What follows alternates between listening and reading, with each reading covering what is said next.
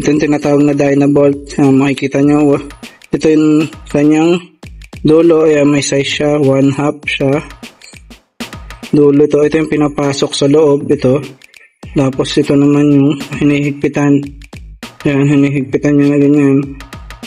Ito nga palang Dynabolt. Ibabaon mo siya sa pader. Tapos hindi na ito natatanggal.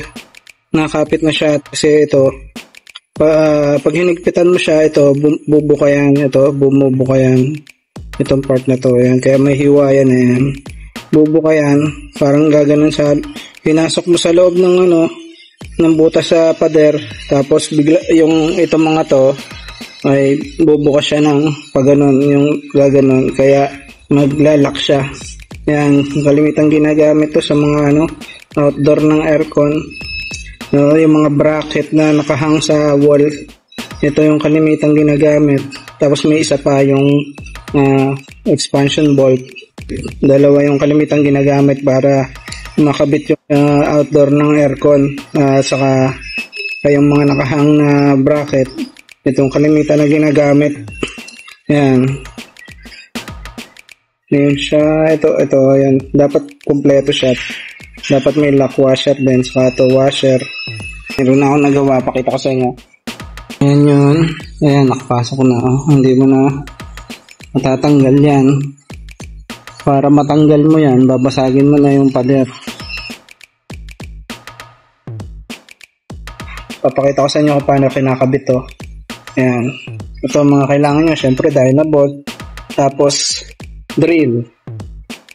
Hand drill, saka bala na hand drill, saka yung panghigpit. Yan. Tapos itong drill nyo, dapat susukatin nyo dito. Yan. Parang pagtatamaan nyo siya. Yan. Pag gaganyan dito, dapat medyo parehas lang sila. Yung dulo to sa dulo to parehas. Kaya lang itong sa akin maliit. Kasi wala kami available na drill ngayon, drill bit.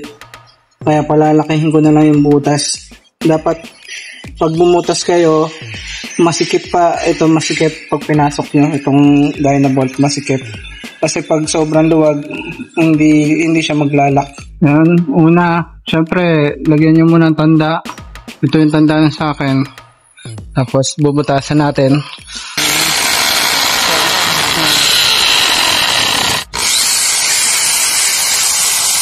Okay na siya.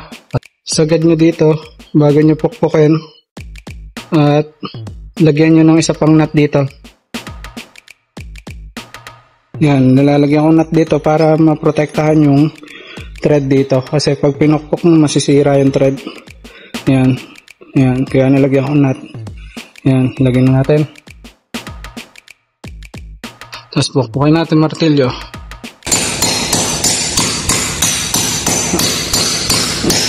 Ayan, hanggang sumagad.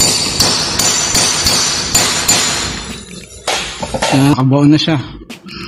Ayan, tapos hindi na sira yung thread dito gawa nitong nut. Tapos hihigpitan mo ngayon siya.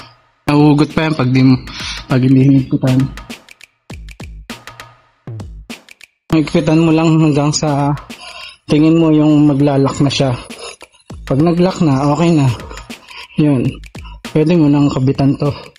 Matibay na to kasi nakapasok to sa pader. Mahigpit na to. Okay na siya. Yan.